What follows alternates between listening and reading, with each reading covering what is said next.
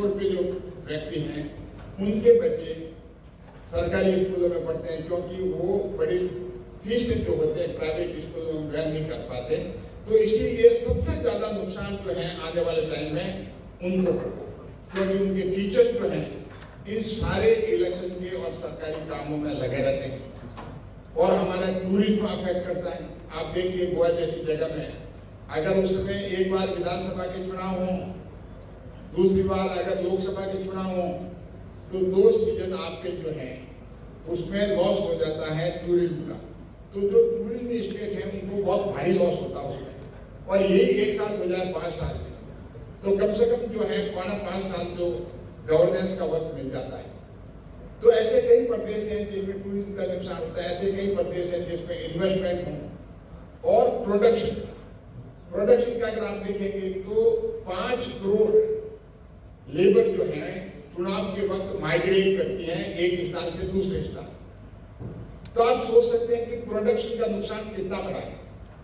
जो इंडस्ट्रीज हैं जिसको बैंक से लोन लिया है और उनको प्रोडक्शन करना है, अपनी इंस्टॉलमेंट भी पे करनी है लोन की, तो ऐसे समय में वो कई बैंकरप्सी में चले जाते हैं।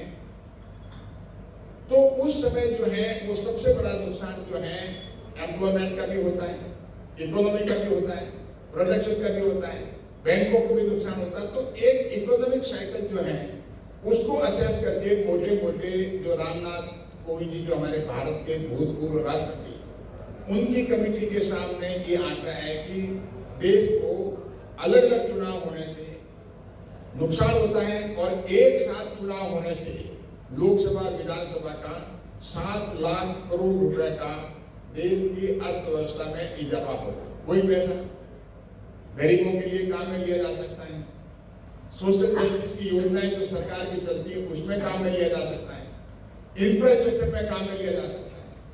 तो देश आगे बढ़ेगा उससे। विकसित भारत में हमारा सपना है कि 2047 में विकसित भारत बने, प्रधानमंत्री मोदी जी का और पूरे देश का। तो उसमें ये पैसा उपयोग में होगा तो सबके लिए, आप और हम सबके लिए, ऐसा नहीं किसी एक व्यक्ति के लिए, सबके लिए काम आएगा। तो ये समय आ गए हैं कि हमें सूझबूझ से काम कर करके देश के नेशनल इंटरेस्ट में काम करना। और कमेटी के मेंबर, मुझे इस बारे में खुशी है कि हम सारे कमेटी के मेंबर जो हैं हम हमारी पार्टी के बारे में नहीं सोचते। ये काम तो लोकसभा में होगा, बिल पास करते हो सकता है कि अपने अपने पार्टी स्टैंड अलग है, लेकिन हमने सोचा कि इस बिल को कैसे इस तरह का बढ़ाया जाए कि आने वाले सैकड़ों सालों तक ये कानून चले और देश जो है पूरे विश्व में मजबूत बने। हम जो फालतू का खर्चा है उसको बचाएं, फालतू के हमारी गवर्नेंस का नुकसान होता है उसको बचाएं, और भी जो नुकसान होते हैं अलग अलग चुनाव होने से उनको हम बचा सकते हैं। और ये कोई काम जो है ऐसा नहीं कि पहले एक साथ चुनाव नहीं होते थे। अगर आप देखेंगे कि 1952 से 1967 तक करीब 20 साल तक 4 जनरल इलेक्शन लोकसभा और विधानसभा के साथ साथ हुए। उस समय तो ईवीएम भी नहीं थी, बैलेट पेपर थे। और देश में जो है अगर कोई कहते हैं कि भाई लोकसभा और विधानसभा के साथ होने से रीजनल पार्टीज को नुकसान होगा, तो आप देखेंगे कि हमारा मतदाता इतना समझदार है, उस पर अविश्वास करने का कोई हमारे साथ में कोई आधार नहीं है। तो उस समय भी वो बैलेट पेपर से जो 4 जनरल चुनाव हुए थे 1952 से 1967 तक, 20 साल तक उन्होंने ईवीएम नहीं होकर के उस समय बैलेट पेपर पे मतदान करते थे और विधानसभा में उसकी सूझबूझ से अलग वो करते थे, लोकसभा में अलग करते थे। कई बार अभी भी हम देखते हैं कि कई बार जैसे आम आदमी पार्टी है, आम आदमी पार्टी के अगर हम देखें कि लोकसभा में उसके एक भी सीट नहीं होती थी, लेकिन विधानसभा में सारी सीट होती थी। तो इसीलिए मतदाता इस बात को समझता है कि विधानसभा में मुझे किसको वोट देना, लोकसभा में नहीं देना। तो ये शंका जाहिर करना इसका कोई आधार नहीं है। तो एक साथ चुनाव होने से चाहे रीजनल पार्टी हो चाहे नेशनल पार्टी हो, सबको फायदा है, देश को फायदा। तो हमें नेशनल इंटरेस्ट में काम करना है। तो इसी परिप्रेक्ष्य में जब 1968 के चुनाव थे तो उस समय कांग्रेस के टाइम में भी करीब 7-8 विधानसभा को प्री मैच्योर, उनका कार्यकाल पूरा नहीं हुआ था, उनको डिसॉल्व किया गया क्योंकि चुनाव लोकसभा के साथ हो जाएगा। लेकिन धीरे धीरे 1968 के बाद में कई नए राज्य बने, नए राज्य बनने की वजह से इलेक्शन साइकिल बदली, इलेक्शन कैलेंडर चेंज हुआ और इमरजेंसी की वजह से भी जो लोकसभा का टर्म बढ़ा दिया गया, उससे कैलेंडर, इलेक्शन कैलेंडर जो साथ था वो जो है उसको वो अफेक्ट किया, वो चेंज हुआ। और उसके बाद में राष्ट्रपति शासन लगाने की वजह से बार बार जो राष्ट्रपति शासन राज्यों में लगाए, कोई 100 से ज्यादा बार लगाए गए, उसकी वजह से भी इलेक्शन की साइकिल लोकसभा और विधानसभा के चुनाव अलग अलग होने लगे। समय आते आते ओनली सिर्फ कुछ ही राज्य लोकसभा के साथ चुनाव में रह गए, 4-5 राज्य जिनके लोकसभा के साथ चुनाव होते हैं, बाकी सबके अलग अलग होते हैं। आज हाल ये हो गया है कि अगर आप देखेंगे कि प्रति वर्ष 5 से 6 विधानसभाओं के चुनाव होते हैं, तो एक पूरा देश एक इलेक्शन मोड में रहता है। तो जिसको हम कह सकते हैं कि भारत एक ऐसा देश है जहाँ चुनाव चलते रहते हैं। ये तो लोकसभा और विधानसभा की बता रहा हूँ, पंचायतों के, म्युनिसिपैलिटी के चुनाव तो चलते रहते हैं। तो हमें चुनाव जो है वो समय पे हो जाए और 5 साल करीब हमें सारा गवर्नेंस का समय मिले हमारे जनप्रतिनिधियों को, तब कहीं जाकर के हम कह सकते हैं कि इलेक्टेड डेमोक्रेसी हमारी है और वो अच्छी तरह से काम कर रही है। तो इसके लिए प्रयास उसके बाद में इलेक्शन कमीशन ऑफ इंडिया ने भी अपनी 1983 में रिपोर्ट की और एक साथ चुनाव कराने के लिए, और 2002 में वर्किंग ऑफ द कॉन्स्टिट्यूशन के लिए कमेटी बनी, उसने भी अपनी रिपोर्ट में कहा एक साथ चुनाव विधानसभा लोकसभा के कराए जाने चाहिए। उसके बाद में लॉ कमीशन ऑफ इंडिया ने अपने 3 रिपोर्ट्स में ये कहा कि एक साथ लोकसभा और विधानसभा के चुनाव कराने से देश का हित है, ये नेशनल इंटरेस्ट में है, और अलग अलग चुनाव होने से देश को नुकसान होगा। यही नहीं, पार्लियामेंट स्टैंडिंग कमेटी जिसके चेयरमैन नज्जियापन थे, जो कांग्रेस के राज्यसभा के सांसद थे, उनकी कमेटी थी, उसमें मैं भी मेंबर था। तो 31 मेंबर की कमेटी थी, उसने भी अपनी रिपोर्ट में लोकसभा और विधानसभा के चुनाव साथ साथ कराने की सिफारिश की और सभी पॉलिटिकल पार्टीज को सुनकर नीति आयोग का पेपर भी आया, उसमें भी एक साथ चुनाव कराने के लिए कहा। तो जब से ये कमेटी बनी, joint parliamentary committee on one nation one election, तब से हम लगातार सुन रहे हैं अलग अलग स्टेक होल्डर्स को।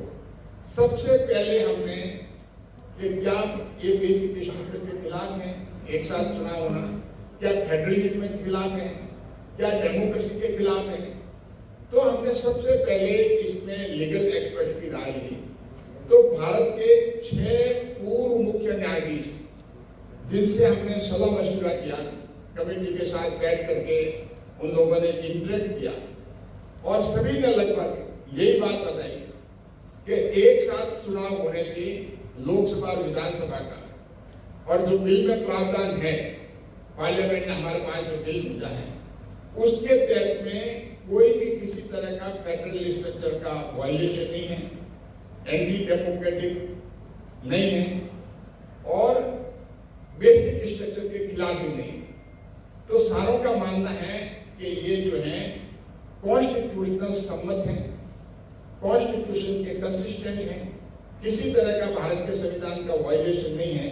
ये राय जो भारत के 6 पूर्व मुख्य न्यायाधीशों की राय कमेटी के सामने आकर के उन्होंने दी। यही नहीं है, भारत के पूर्व सुप्रीम कोर्ट के करीब 3 न्यायाधीश और लॉ कमीशन ऑफ इंडिया के चेयरमैन भी कमेटी के सामने उन्होंने बताया कि एक साथ चुनाव कराना देश के हित में है और ये बेसिक स्ट्रक्चर, फंडामेंटल राइट और फेडरल स्ट्रक्चर और डेमोक्रेसी के खिलाफ नहीं है।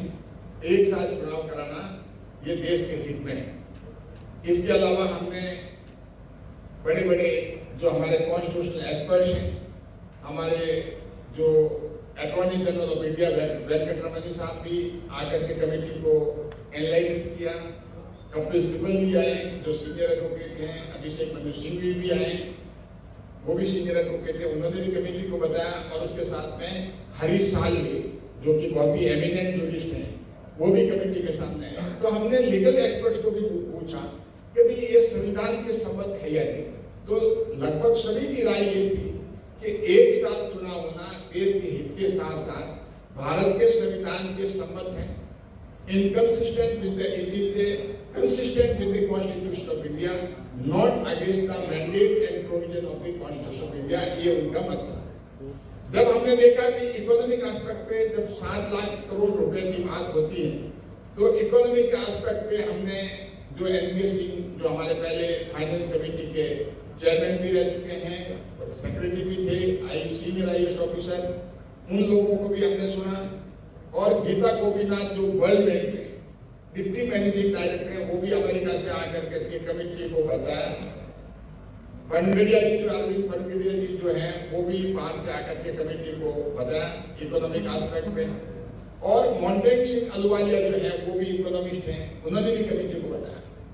और यही नहीं, और भी इकोनॉमिस्ट जो हैं हमारे, उनको भी सान्याल साहब को भी जो अभी प्रधानमंत्री के इकोनॉमिक एडवाइजर है, उनको भी बुलाया।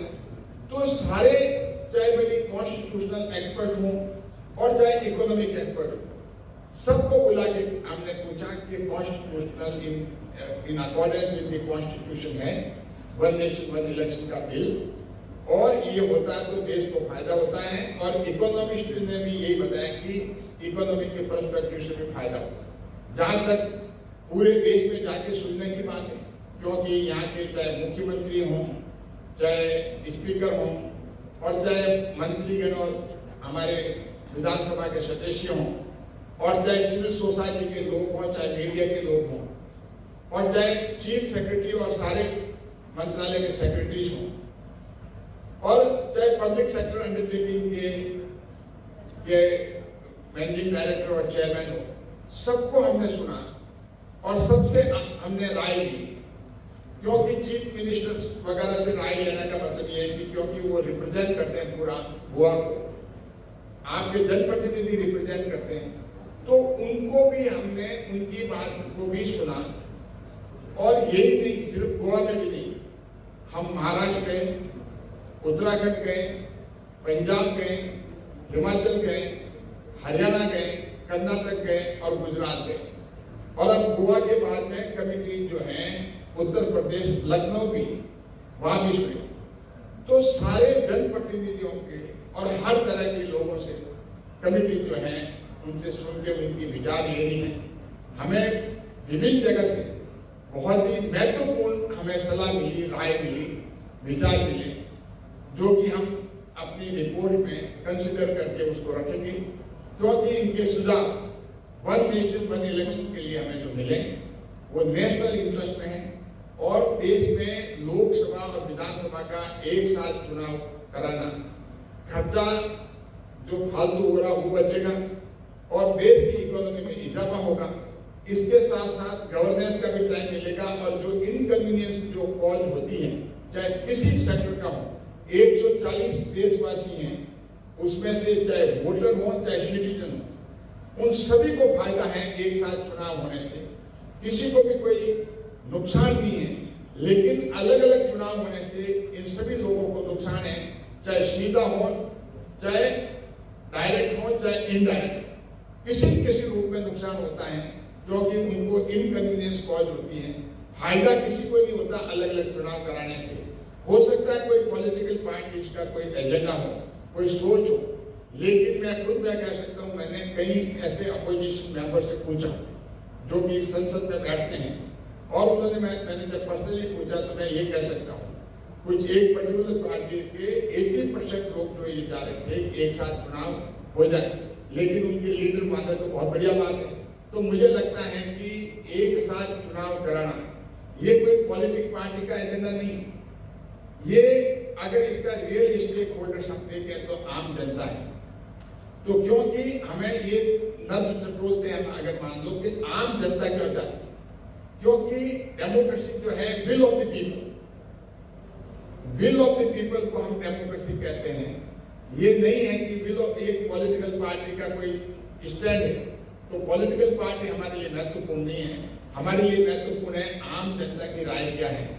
आम जनता की राय सुन करके मैं आपको बताऊं कि हम जो 9 राज्य आज तक हमने कवर किए, उसमें आम जनता की राय 99% जो है, आम जनता सिविल सोसाइटी एक साथ चुनाव कराने के हैं, वो अलग अलग चुनाव कराने के पक्ष में नहीं है। ये अपने आप में बहुत बड़ी बात है। तो अगर विल ऑफ द पीपल ये चाहते हैं, जनता ये चाहती है, क्योंकि कौन डेमोक्रेसी किसके लिए? जनता के लिए। तो अगर जनता ये चाहती है कि एक साथ चुनाव हो, तो मेरा मानना है कि पॉलिटिकल पार्टीज, चाहे कोई पॉलिटिकल पार्टीज हो, जनता का जो नब्ज जो अगर जो नहीं पहचानेगा उसको नुकसान होगा। और एक साथ चुनाव करना नेशनल इंटरेस्ट में है। ये सारी आम जनता और सिविल सोसाइटी इस बात को मानती है। अब आपके कोई सवाल हो तो आप जरूर मुझे, कोई क्लेरिफिकेशन हो तो जरूर मुझे पूछिए, उसका स्वागत है। सर, जब अपोजिशंस वाले जब बाहर बात करते हैं तो वो सीधा अपोज करते हैं इस बिल को।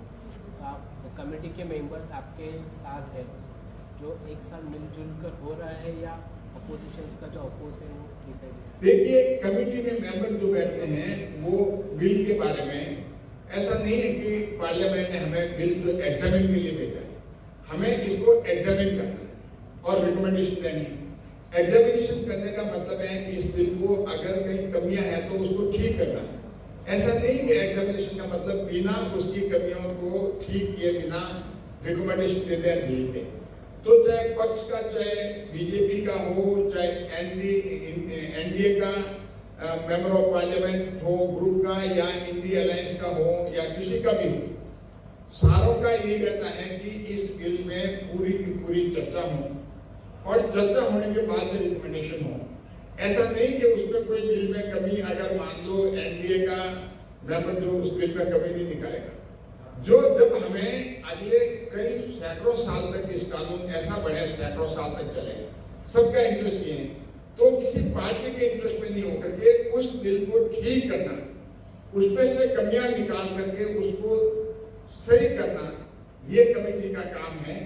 और इसीलिए पार्लियामेंट ने हमारे पास भेजा कि इसको हम एग्जामिन करें। एग्जामिन करने के बाद हम अपनी रिकमेंडेशन दें, तो सारे मेंबर बैठ कर करके हम ये देखेंगे कि वास्तव में ये रिकमेंडेशन जो है, क्या ये रिकमेंडेशन सही है कि नहीं है। तो उसमें रिकमेंडेशन किसी के पार्टी के हित में या आदेश में, ऐसा नहीं है। वो रिकमेंडेशन जो होगी वो होगी कि भारत का संविधान सही रूप में कैसा होना चाहिए, क्योंकि हमें किसी पार्टी के इंटरेस्ट में काम नहीं करते हैं। सभी सदस्य जो हैं ज्वाइंट पार्लियामेंट कमेटी के, वन नेशन वन इलेक्शन वाले, सभी नेशनल इंटरेस्ट में काम करते हैं। राष्ट्र क्या होना चाहिए, हमारे आने वाली पीढ़ी जो है वो ये मानेंगे कि हमारे पहले जो हमारे मेंबर ऑफ पार्लियामेंट थे, ज्वाइंट कमेटी के लोग थे, उन्होंने जो बिल दिया है, कानून बनाया है, वो सैकड़ों साल चल रहा है, उसके तहत भारत का संविधान चल रहा है और देश चल रहा है। So when you talk about one nation, one elections, and when you also speak about recommendations, how important it is for the committee when you talk about, say like Goa, when you talk about time and again defection, for this type of challenges to be put up in this recommendation? Exactly. We will try to put up all the issues raised, and if the committee is of the opinion that the anti-defection law, which is raised by some of the members of the committee, even some of the civil society people like you, some of the media people, they have raised the issue with respect to the anti-defection law. There are some raised the issue that it may be neutralized in case of low confidence motions. Some have raised the issue that it should be tightened. Then certainly committee will take into consideration, although it is not within the mandate of the committee. But apart from the mandate of the committee, because this issue is directly and indirectly related to the one nation one election, and so it is very important the committee can give the recommendation on it, because two challenges are before the committee. Since you have referred the anti-defection law, so it comes on the point number 2. Point number 1 is that how to synchronize the election. For synchronity, that all election, how we can bring together. And second is, once we bring all the election together, then how to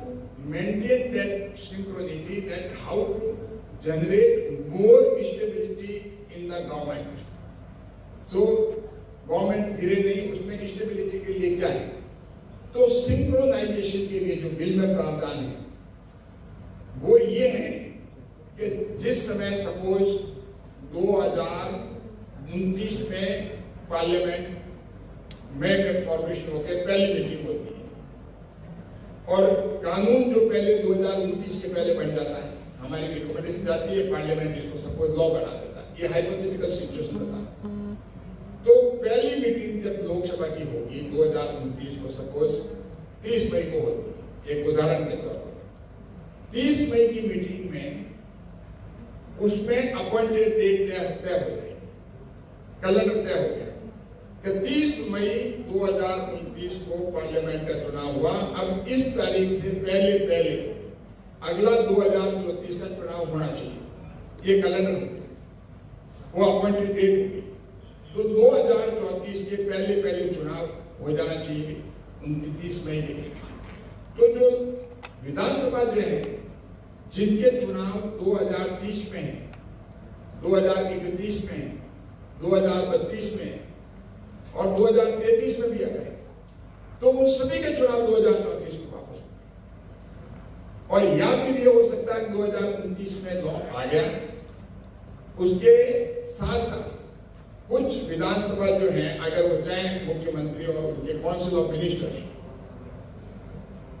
और उनको advice करें governor को कि भाई हम भी चुनाव जो है वो डिसॉल्व करते हैं हाउस, तो हो सकता है कि जो 20, 22, 25 चुनाव विधानसभाओं के चुनाव 2029 में साथ हो जाए, तो फिर बार जो है उनके टर्म होते 2 साल के लिए चुनाव के लिए जाने की जरूरत नहीं तो 2032 में या 2033 में जिसका टर्म एक्सपायर होगा तो उसका चुनाव 2034 तक ही होगा।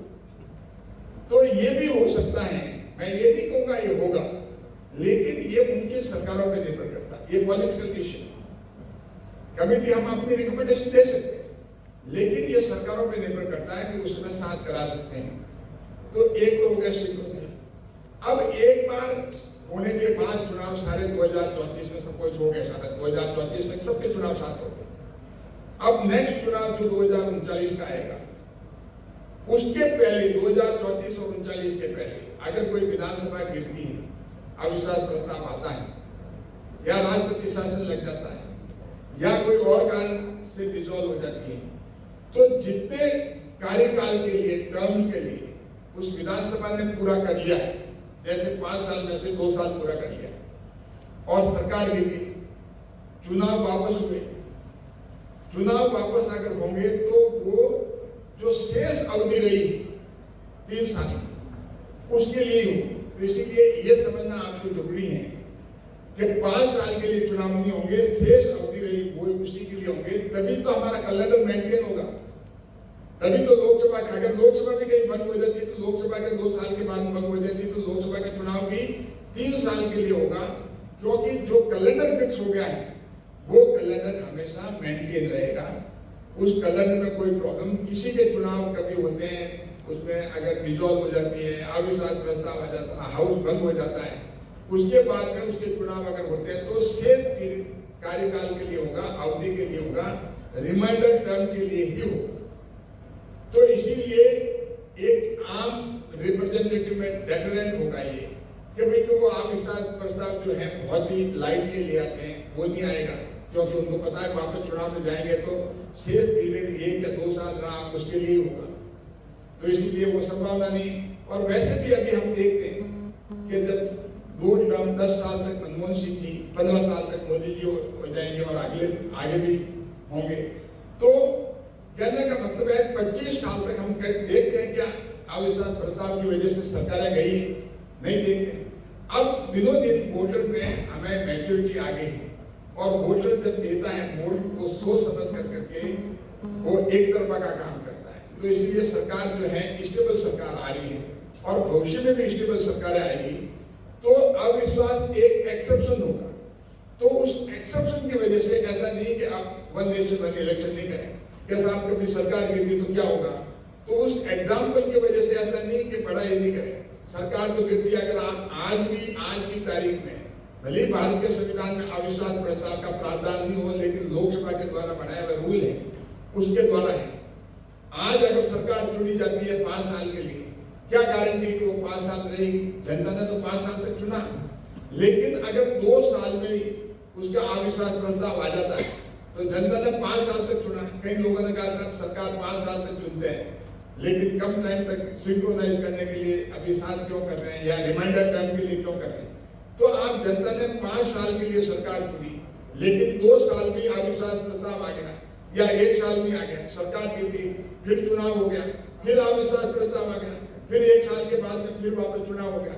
तो ये सिचुएशन भी हो सकती है।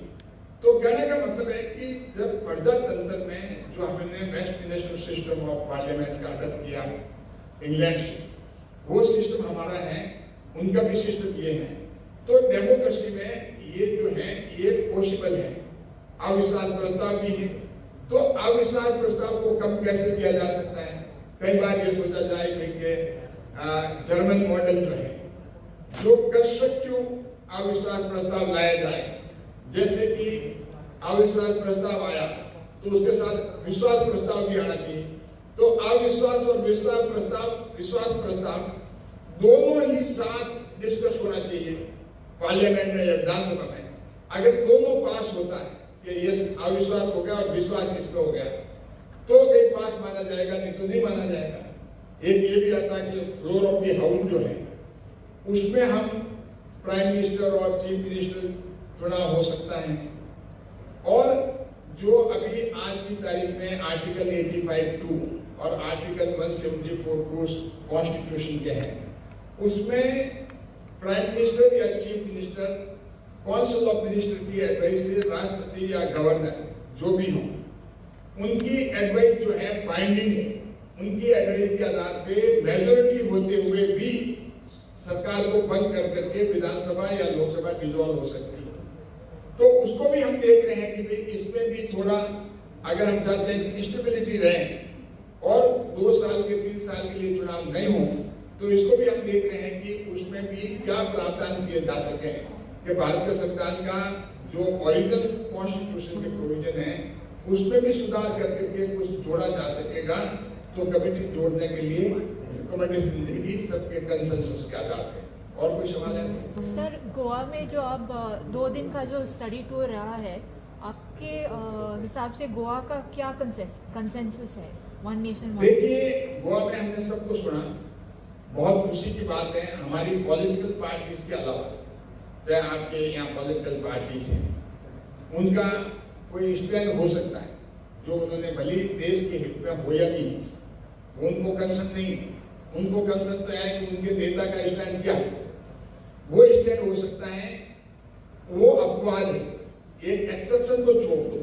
बाकी हमने आपके साथ में आज डिस्कस किया, आपके सामने देख लीजिए, आप सभी ने कहा कि हम मीडिया के लोग हैं, लेकिन कुछ सर्टेन मॉडिफिकेशन के साथ में, कुछ सेफ गार्ड के साथ में बिल में वन नेशन वन इलेक्शन की वकालत आपने भी की। उसके अलावा पद्मा अवार्डी हैं, सिविल सोसाइटीज के लोग हैं, और जो गवर्नमेंट के लोग आए हैं, उसमें हमारे पास में माननीय मुख्यमंत्री जी और स्पीकर और उनके मिनिस्टर्स और उनके एमएलए वगैरह भी दिए थे, पॉलिटिकल पार्टीज के लोग हैं। तो सबका मानना है, एक्सेप्शन का मैंने कहा एक पॉलिटिकल पार्टीज को छोड़ दीजिए, लेकिन सबका मानना है कि one nation one election, Lok Sabha और विधानसभा के चुनाव एक साथ कराना देश हित में है, और उन्होंने देश हित की बात की, ना कि अपनी पॉलिटिकल पार्टीज का इंटरेस्ट को देखा। सर, आपको how do you see this defection thing which has come again and again, whether it is from our side or whether it is from the MLA side, whoever side, especially when I talk about Goa, क्योंकि बार-बार यही सवाल दोहराया जा रहा है। देखिए, जहाँ तक डिफेक्शन की बात है, अगर डिफेक्शन के लिए 10 शेड्यूल बना हुआ है, उस 10 शेड्यूल के कानून के तहत में जो लोकसभा ने बनाया उसके तहत नहीं है, तो मेंबर डिस्क्वालीफाइड हो जाएगा। अगर उसके तहत में है तो डिस्क्वालीफाई नहीं होगा, वो लॉ के तहत होगा। और फिर कई सदस्यों ने, फिर कई लोगों ने, हमने सिविल सोसाइटी के लोगों को सुना, उनका मानना है कि डिफेक्शन, एंटी डिफेक्शन लॉ में कुछ संशोधन होने चाहिए जिससे इसको और भी मजबूत किया जाए। जिससे कि डिफेक्शन के चांसेस नहीं रहे। तो ये पार्लियामेंट में है, हम हमारी रिपोर्ट में अगर कमेटी ऊंची समझेगी तो जरूर हम हमारी तरफ से अनुशंसा करेंगे, लेकिन इसको कानून बनाने का काम लोकसभा के पास है। और मुझे हमें विश्वास है कि कमेटी की जो अनुशंसा होती है, रिकमेंडेशन होती है, उसमें लोकसभा भी बहुत ही उसकी संज्ञान लेती है, बात का ध्यान से देखती है और चांसेस ये होता है कि वो कानून के रूप में भी आता है। So गोवा में से रिकमेंडेशन ये भी जाएगा डिफेक्शन के लिए?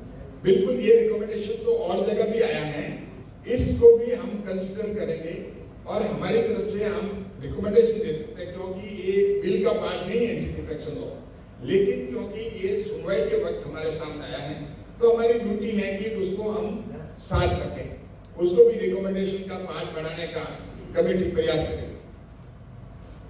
सर, कई बार बीच में विपक्ष की ओर से भी कहा गया है कि अगर ये अमेंडमेंट पास होता है तो जो संघीय ढांचे हैं और राज्य सरकारें हैं उनके अधिकारों का हनन होगा। इसको कैसे ये कमेटी? देखिए, ये जो one nation one election bill जो है, इसमें जो एक साथ चुनाव कराने की बात है, मतलब ये है कि चुनाव की तारीख लोकसभा विधानसभा के साथ अगर 4 चुनाव जो हैं जनरल इलेक्शन 1952 से 67 तक हुए लोकसभा और विधानसभा के, अगर हम यही एनालॉजी सोचें कि भाई 7 चुनाव होने से संघीय ढांचा का अवहेलना है, तो क्या उसमें अवहेलना थी?